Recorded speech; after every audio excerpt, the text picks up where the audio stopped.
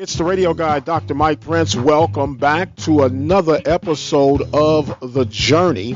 Our guest with us this day, she decided to take an early exit our last time around, but we are extremely happy to have back with us Coach Elissa Burwell of Texas College. How you doing today, Coach? I'm doing great. I'm doing great. Well, welcome back. Thank you. Thank you. It was a Thank bit you. Thank early, you. but a great introductory for the program, The Journey. And The Journey is going to be an exclusive program to address things that people see but act like they don't see and hear act like they don't hear. I like to call it selective awareness. How about that? That's great. That's great. That's Now, great. just for a recap for those who may have missed out, you have a very storied career, not only in coaching, 31 years of coaching, but you served as athletic director at a couple of locations. So instead of me talking, running my mouth, get the people reacquainted with Coach Burwell, and we'll go from there. Okay, I am Elissa Burwell. I'm the athletic director at Texas College, land of the Steers. I'm also the head women's basketball coach at Texas College. My history there, I've been there since 2014 to present. I've also been at Jarvis Christian College. I've been there. I was there from '89 until 2014. I became athletic director in 1999 at Jarvis Christian College, and I've served in the capacity as an athletic director moving forward. I've had a great career. Leadership has been great for me, and I'm pretty good at building and developing young men and young women and making holding coaches accountable and in success. Okay, very good. Now, I know you spent a long time, as I say, you grew up at Jarvis. How difficult was it for you to make that transitional or the transition, not only from a rival school, a school within the conference, and not too far from where you once roamed? Actually, it was I just wanted to. They had football at the program um, at Texas College, and I wanted to just kind of experiment out and see the difference because I had been at Jarvis for so long. Just to challenge myself. My both of my sons had graduated from college, and I kind of wanted to transition over. Well, my youngest son would have been. He was a freshman, so they had both finished high school. So I just wanted to see the change, and if I can take that program and turn it around, like I've done in Jarvis. Okay, now when you coming from a program or athletic department that had no football, and a lot of people put a lot of emphasis on, well, how they going to deal with football? They've never dealt with football. What was the learning curve for you to adjust to life with football versus to life without football? I think the learning curve was in football and being there. You deal with so many more young men, um, and I wanted to transition it over. The program, it wasn't a great winning program, but to develop it and see what I can do to transition it into that, or to make young men better young men, productive in society. Uh, and I think once you build character in young men, you build winning.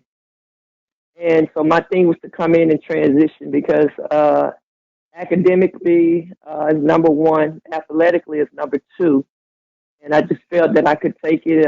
I get a good men's coach there that saw the same vision, and the president saw the vision that I saw, and that kind of what I wanted to transition the program into. When you're speaking with a football coach and he's speaking to his potential boss who happens to be a female, how awkward is that for some coaches to deal with that conversation? For a lot of coaches, you can see they're uncomfortable, but I try to make it a comfortable setting.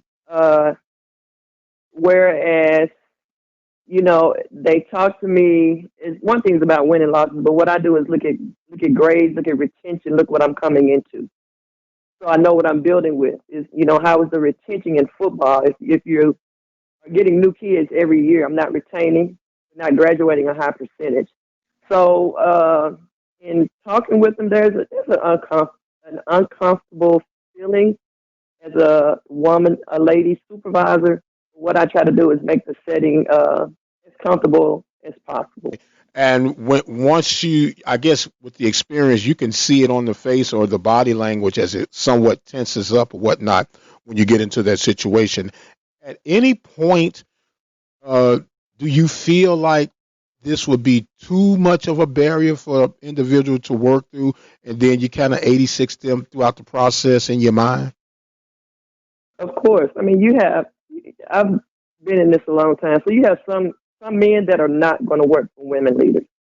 Uh, they're not comfortable, or you get the kickback from them in every aspect, or they're going to always question my integrity.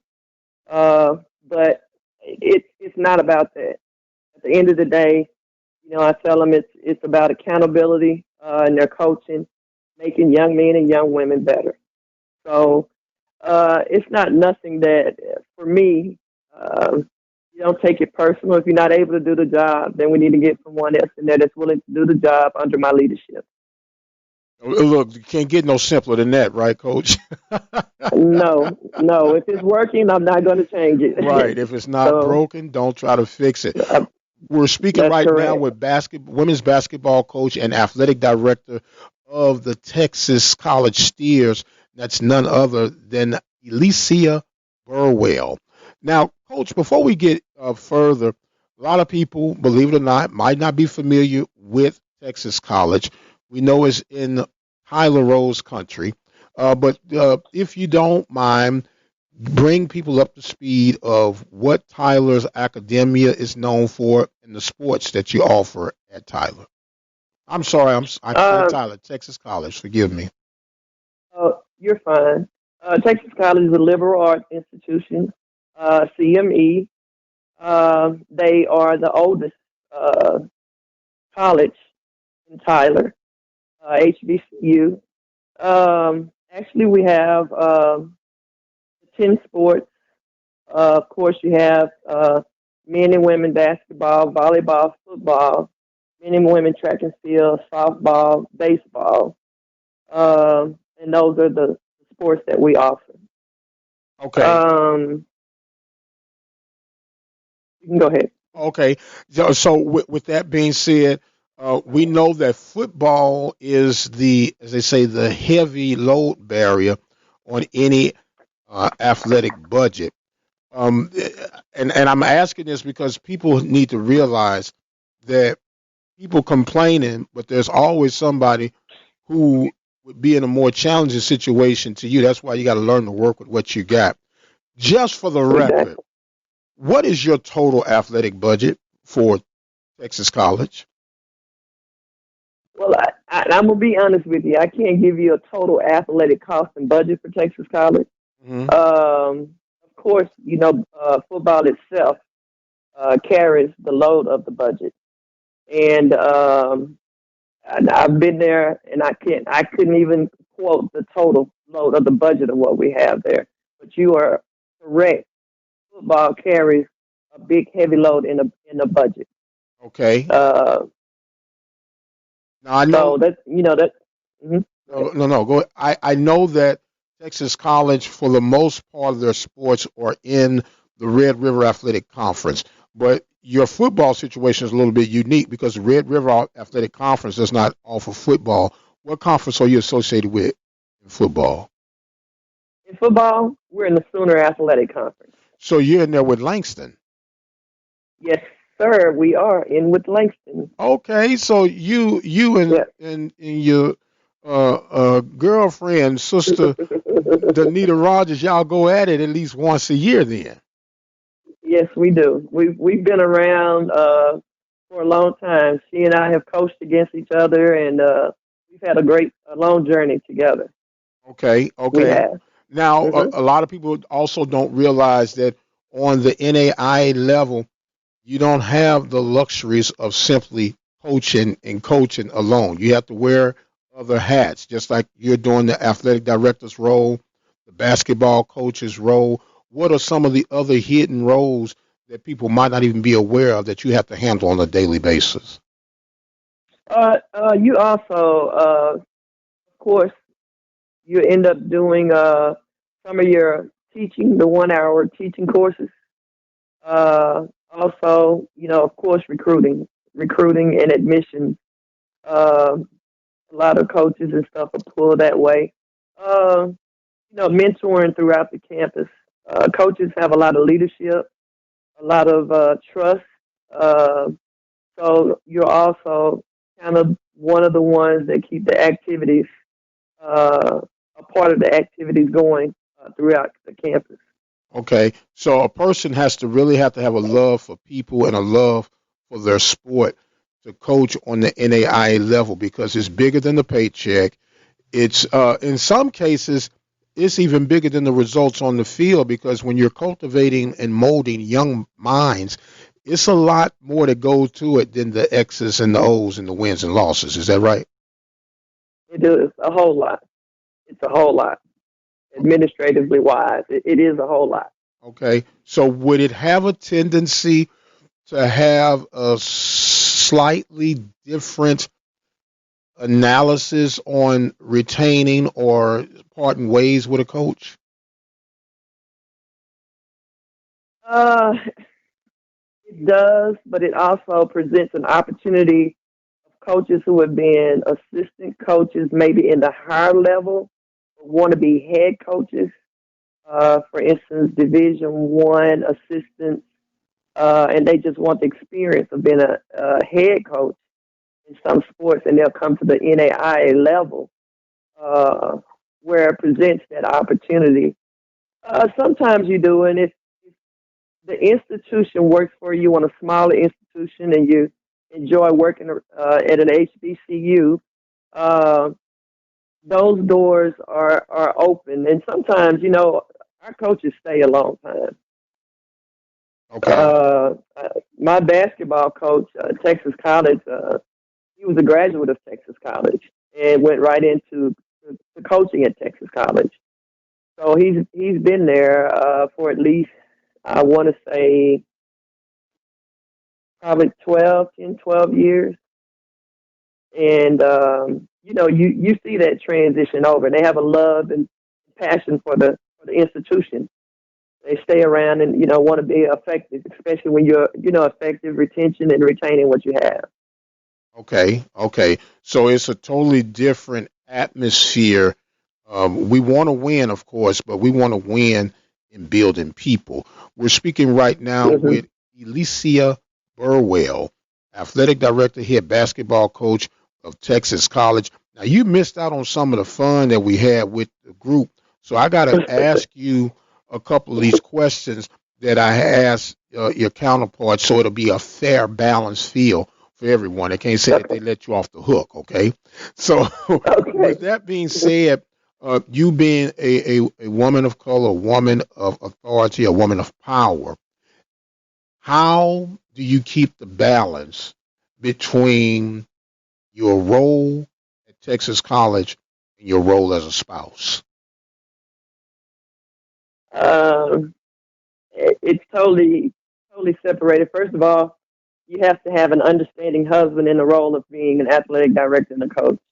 Uh, so I've been with my husband. It'll be 30 years next month. Uh, and the role of it is, I know I'm a wife. I'm a mother, and I look forward to coming home, cooking dinner, spending time with family. When I had the opportunity, my goal was to drop my kids off at school, attend the games, and definitely be a part of their life and growing up. Um, Same thing with my husband. He was able to travel with me a lot and do some things. But I think the understanding and separation of um, them knowing I'm busy. I may leave at 4 in the morning and don't get back home until 9 or 10. But knowing and having an understanding spouse and understanding your responsibility and roles as an athletic director and actually as a coach. Okay. So it's you just have to balance it out. I look forward to, doing laundry, cleaning up, doing the yard, cooking dinner and doing those things as much as I do. Look forward to, every day going to work and doing my athletic director duties and coaching duties. Okay, well, let me say congratulations. I too have been married for 30 years, and I do understand. A lot of people, they think it's all about the wedding day, but there are many days after the wedding day that you got to keep this thing Mm, working. And it's just like building a team, if the truth be told. it is. And It you is. have to you addition by subtraction. You go to timeouts when you have to cool off in neutral Yep. corners. But when You're the right. dust has settled, when you find someone who understands you internally, it helps you to reach out and do even more greater things than having to fight this consistent fight within. So congratulations to you on that, Right. ma'am. And I hope you have 30, Thank- 30 more. Yes. You Yes. know, I look forward to it. yes, ma'am. We're talking right now with Coach Elissa Burwell of Texas College. Another thing that we talked about, Coach, was it's obvious that this is a male dominated field that you're in as far as athletic director. You say, okay, you can be a head basketball coach, but wait a minute. You're talking about being over the whole athletic department, and then unfortunately, we have people who say that a woman is not built for that role. And the question was this: since you've accepted the role as an athletic director to where you are now, on a scale of 1 to 10, with 10 being the greatest resistance, how has it differed from where you started to where you are? Um, from where I started to where I am, actually, for me, uh, you have challenges every day in what you do. I am building and transitioning to a program where I have had to make major changes at an institution. Uh, Coming into my beginning, my president at Jarvis was my mentor. Sent me to many leaderships and how to do things. So 1 to 10 for me, it's easy. It's understanding how to balance and deal with situations. Never take anything, personal. Keep it professional, and always do what's best for you, the person, and the institution. So you have to make decisions, and that's not and not second guess yourself. And I also have a great, understand supporting an administrative assistant that also has been with me for 20 years. So when you have a good team, it makes it easy. So for me, on the scale of 1 to 10, I'm at 10. I'm good. I don't.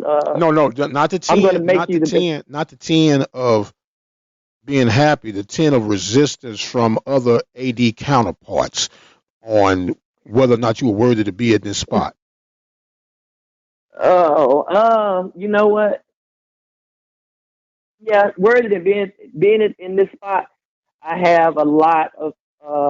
I do have some resistance in that aspect because I'm a person too. I'm not one that we're all different in how we deal with people. Mm-hmm. So I'm more of an individual who wants to sit you down, talk to you, say, hey, let's see what's going on, and direct you. Um, Kind of in the leadership, they may, some people anticipate they want you to be more aggressive in how you do it. But I do it, like I said, what works for me. But I get the resistance quite a bit as being a female athletic director. Do you And think two, I get a reward. you get a reward as well? Yes, I Okay. do. Now, do you feel that the resistance was greater when you first started, or is it greater now that we're in the 21st century? You know what is greater in the 21st century, to be honest with you? When I first started, everybody, actually, out of all of us, I was the first female athletic director in the Red River Athletic Conference. Uh, so it was, the resistance wasn't bad then. It was good. I was ready. I was well prepared. Uh, and like I said, my president believed in me. She made sure, that I was going to do a good job at what I did. So in the 20th century now, oh, it's you have more resistance, a lot more resistance, but Wow. you have a different caliber of kids that you're dealing with. Okay. So I can't deal with student athletes or nor people. You got to understand, some of those student athletes are now working in administrators and working under my leadership. So in some aspects, you do have the resistance, and you're going to have it as a female leader. I, I, I'm just telling you, they just sometimes you have some that just think we can be taken advantage of. Okay. Okay. And then that's when you stand firm. That's when the word diva gets thrown around with a strong female leader. You have to stand firm. You have to be that diva. You gotta know my chain is not going to break. I love that. It's not going to break. No, no. I'm gonna stand strong. But I'm always open to listen. Okay. But if you're not getting it done, and sometimes, we have to make those harsh decisions. But we got to always do again what's best for the institution and best for the working environment of which we're in. Okay. Okay. We're talking right now with athletic director, head basketball coach of the Texas Steers. That is none other than Coach Elissa Burwell. And we've been talking about the role of the female athletic director. And if you allow me, I'm not going to even say female no more the rest of this interview. I'm just going to say athletic director. It's obvious that, as the movie says, I am a boy, Damon. So I definitely understand that. Now, when we talk about basketball, and on the FCS and the D1 levels, they have what they call these money games. What is the typical money game like for a Texas college, and how often do you get to play those, or do you have travel restrictions to go and get some of these guaranteed games? uh, you know, Now on my end, I don't have many money games, but my men's basketball team may play some, money games. Or for instance, University of North Texas, and he plays the money games more or less. I've been in it longer. Not everybody's going to play me for a money game because money games, I've beat some of my money games. Um, so we don't. I don't have. Excuse me. A lot of money games guaranteed. In football, you pretty much want to know the money games because the winning loss uh, history is not great. But I don't allow, to be honest, I don't allow the money games there unless I feel like it is going to be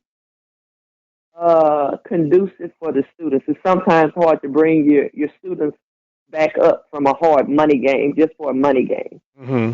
Mm-hmm. So I don't. Now that's a tough one in coaches. Just let me play it. No, I'm not about bringing in that money and getting beat. 92 to nothing and building my character up for my student athletes. So I don't really look at the money games, and we don't get a lot of them. But like I said, my men's basketball do a little bit. I don't. Okay. I don't get any really in guarantees like that. So are you saying, Coach, that they don't want to take the risk of taking the L, then have to pay you for you coming in the house and whooping them? That's right. That's right. I'll say I'm it not for coming you. in for the money. Yeah, Right. I'm not coming in for the money. No, I'm not. I'm coming in for the win. So you got to have your officials. You got your home court advantage. But if I had the student athletes and the characters that I need, uh, I'm taking my check, and there's a little disappointment there. But we're coming. We're coming to win, not for the guarantee, Okay. not for the publicity. Now, just on average, you don't have to go into full detail. On a basketball guarantee and a football guarantee, what are those ranges from? You know what? Anywhere from 10 to possibly maybe 20 guarantees. Is that for basketball or Because football? you uh, for them both, you can Okay. get them up high for them both. And I only say that because you're talking about your top ranked team, uh, even in Division One, sometimes want to play some of the lower NAIA schools for great guarantees. You know, and Okay. they'll pay you. But like I said, I'm honest. It's not even about that for Right. me. It's Right. not about it. We we don't we don't live off of revenue at Texas College. So, but guarantees are no. I don't. That numbers who you playing. I'm like, coach. It sounds good, but we're not going to be able to do it. And they'll go up. They'll go up some more with that number, and they'll have the counting and everybody else to call you. No, I'm not going to be able to do it. Okay, okay. Now, and the reason I'm asking that, because a lot of people who are listening may or may not be aware that Texas College was one of the original founders of the Southwestern Athletic Conference. Started off as an NAIA conference, and I know throughout the years hadn't been as of recent. Prairie View would play Texas College on the football side and on baseball side. And I'm trying to remember, it's been a while since they played each other in basketball, but was that part of the reasoning saying, you know what, it's not worth the reward, the risk is not worth the reward? That some of these games have not been continued on for the sake of tradition of the brotherhood of the founding SWAC members? And that's true. I mean, TSU, Prairie View, Grambling, you get them in for guarantees. You're correct on that. But even in the support when you look at who they play, what we have. Uh, I still don't look at it and guarantee until I see my football program get to that level. Mm-hmm. Mm-hmm. Where they can be competitive. TSU, yes, of course you get it. They, offer you the tickets and a good guarantee. But I don't want to send my team out for a guaranteed game just for them to advertise and put out, how they have, ran over, set running records and different things of that nature. Uh, I just wait till my football team gets to that level where we can compete with them. You want to be able to compete with them. Mm-hmm. Mm-hmm. Uh, where we can get those, at that time when they did it, you know what? The game was a little more competitive. Right. When Right. they did play Prairie View, the game and things were competitive, but, I don't see where it does nothing for my institution to go and play somebody and come back and my kids are getting beat 78-0 or, you know, just Mm-hmm. getting blown out. Uh, I have, more character, and I want them to feel the same way. Absolutely, absolutely, and trust me, you got many people who are saying bravo for taking that stance because it's not about, if you allow me to say it in this term, pimping the children to fatten the school's pockets. You know, there are other ways of getting revenue. So I do applaud you on that part. And in that same breath, when you talk about the football program in particular stepping up, what do you see as the potential hurdles to climb to get to the level that you desire for your football program? I think the hurdles to climb is, being able to get the top kids, but and your coaching staff makes a difference. But being able to keep them and provide them, everybody wants to come into a winning program, or what some student athletes want to come to a program where they can play. But I Mm-hmm. think what we need to do is take it and you first have to build young men into being ready for society. And to me, the building comes from holding them accountable academically and then moving athletically. And it's seeing them grow. But you really got to hold them. For me, I'm going to hold athletes and my athletes in general and my coaches to a very high standard. And I think you have to hold the students to a very high standard. I think once you build that character in them, you're going to build winning. It comes automatic.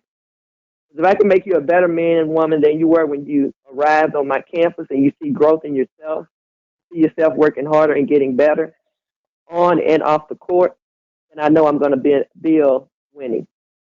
Absolutely, absolutely. And when you're talking about that building, you only have a certain amount of games you can play, certain amount of minutes you can play, but then you're going to play life for the rest of your life, and you want to be able to There you build go. that character that's going to build. Hmm. If you allow me to be a pawn off my saying from my beloved Prairie View, building productive people and producing productive people to a level Hmm. that they become professional accountants, professional teachers, professional administrators, coaches, or whatever Hmm. field they end up going to. And the thing that you want to leave as a residue, that whether that kid lost more, won more, that they were putting forth their best foot at all times. And sometimes Exactly. when you come up short, doesn't mean that you actually were that bad. Maybe your competition was a little bit better, but didn't mean Hmm. that you were a quote unquote loser. So you have Right. to be able to compute what is and what's not success. And that to me is the beauty of athletics. And with all that being said, when you look at the programs of impact, and this is probably going to sound a little harsher because I'm a former baseball player. I think the greatest impacts that you can get, especially for smaller schools, are your basketball programs, your baseball, softball programs. Why? Hmm. Because it's really more or less about the skill and your scheme of things. And you don't Hmm. have to necessarily, if I got a 6'5" offensive tackle and my biggest guy is 5'10", well, we can pretty much tell what the outcome is going to be when it comes to that. But even if we Right. got a larger opponent on the basketball side of things, now you might get more rebounds than I get. But if I box out, I can get the over the back calls. If I'm hitting my shots and taking high risk or low risk shots, I can increase my percentages and odds. And baseball, softball, it speaks for itself. So when you're doing that, Hmm. you're doing your checks and balances. If I were to ask you right now, athletically, what would you say is the identity of Texas College Steers athletics? The identity would be, first of all, great character, charisma, uh, and you know what, being proud of who we are.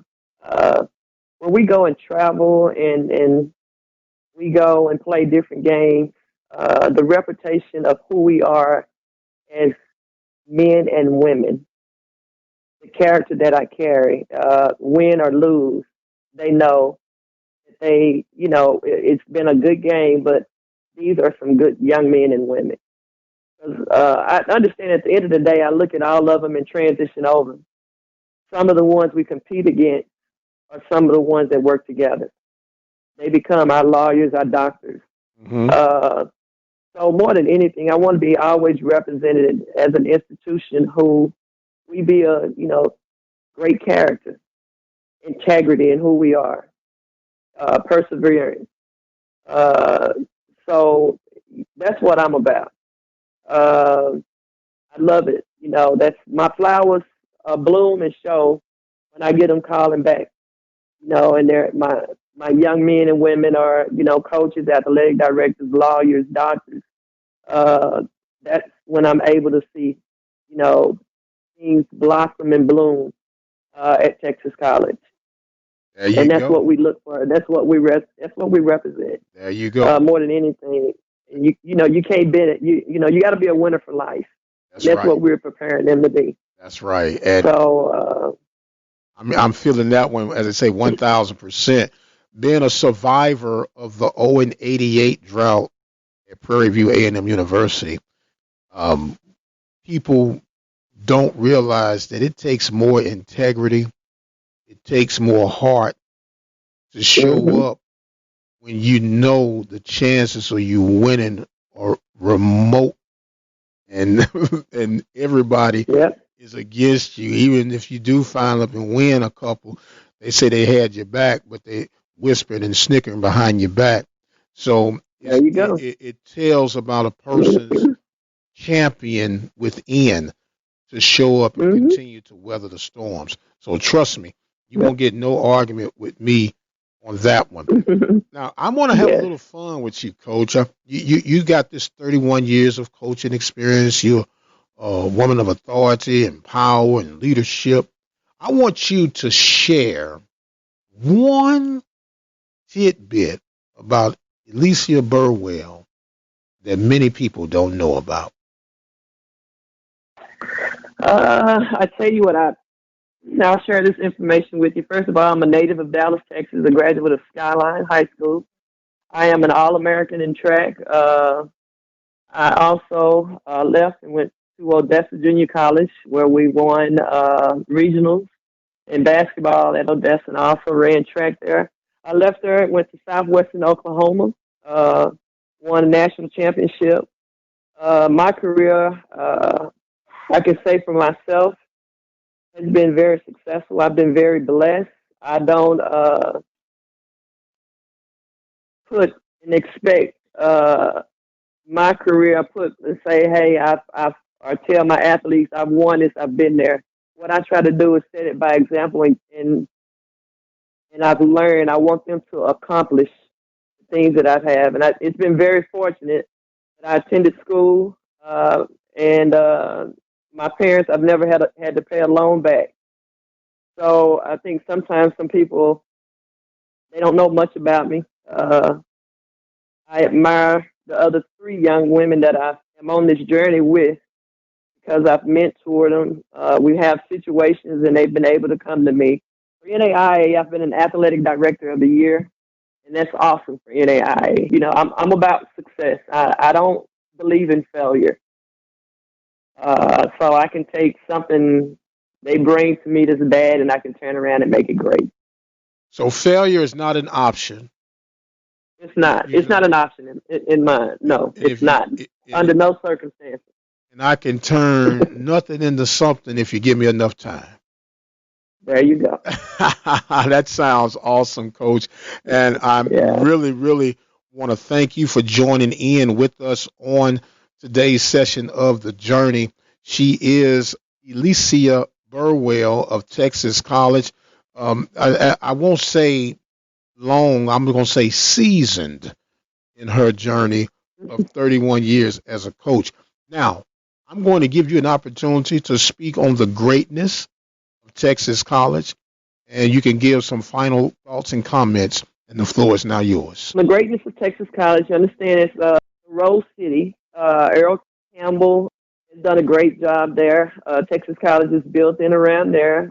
It's an institution of higher learning. It's a small institution, HBCU, but we're able to provide you with the education and also an opportunity to be in a part of an athletic program, choir, band. We have all these things available for us. But I always want to open, the opportunity and say, hey, you want to go somewhere, you need to go become a steer, become the steer country. And I want to thank you, Mr. Mike, for this opportunity and this journey that you've allowed us to come on as Black women athletic directors. Well, the journey has just begun, and I look forward to us unfolding and discovering many more opportunities. She is Elissa Burwell of Texas College. I am the radio guy, Dr. Mike Prince. As always, we want to thank you guys for joining in with us. Don't forget our social media handles for Instagram, Facebook, and Twitter are all at The Mike Prince Show. The YouTube channel is Open Mic Broadcast Network, and our on-demand message line is 720-721-1558. I've got the exit stage left for right now, but until the next time, you guys be blessed, and we'll see you on the other side.